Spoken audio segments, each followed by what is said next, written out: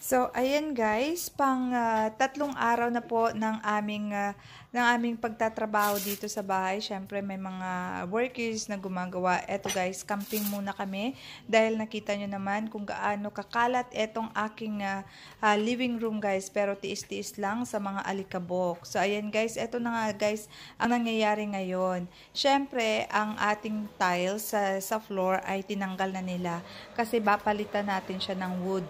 Yeah, wood talaga siya, hindi yung wooden tiles. Para kasi pag winter time, pag wood yung sahig, mas nakakabibigay ito ng mas mainit yung room kasi pag tiles malamig, 'di ba? So ayan na guys, pinagtatanggal na nila. Ang maganda kasi meron silang machine kaya mas mabilis ang kanilang trabaho. Hindi puro manual lang. So eto na guys, ang kanyang ceiling dito naman siya sa living room.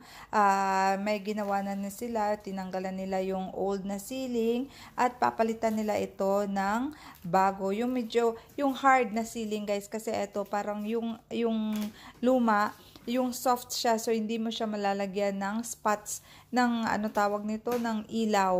Mapupunit siya pag dinagdagan mo yung ilaw. So ayan na guys, nalinis na nila. Mabilis lang ang kanilang paggawa, sa 3 araw marami na silang ginawa. So ayan guys, meron na siyang kuryente na in-install nila, yung line ng mga kuryente. So nakita nyo na yan guys. Tapos syempre lalagyan na nila ito. Pagkatapos niyan, lalagyan na nila ng mga metal parings. Yan ang gagamitin nila ito guys, sa floor yan, mga metal parings yan. Ito mga linya naman to ng kuryente kung saan mo ipa-plug yung mga tawag nito, mga machines na gagamitin sa kusina.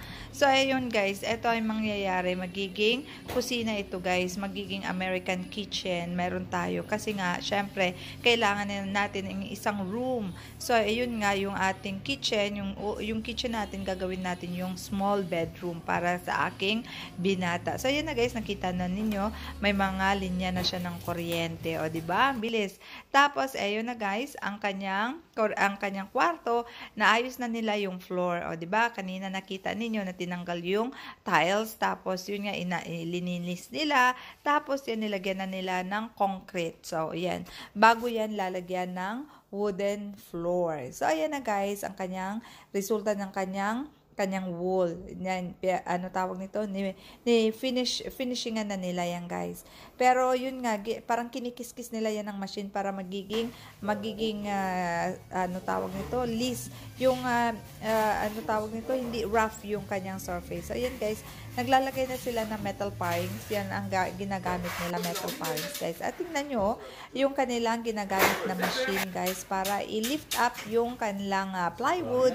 O, diba? Hindi hirap sila sa kanilang paggawa. So, ayan guys, nakapag-install na rin yung plumber ng kanyang linya dito sa ceiling yan guys, ha? Diba? Kagaling. So, ayan guys, abangan uli ang aking next. So, ayan guys, abangan uli ang aking next video para ito guys, sa continuation ng aming renovation dito sa aming bahay sa France. So, ayan guys, para at least may idea naman kayo kung anong paggawa nila dito ng mga karpentero dito sa France. O, di po ba guys? Di ba? Maganda, mabilis ang kanilang paggawa talaga. So, ayan guys, hanggang sa muli. Please subscribe and please give me a thumbs up.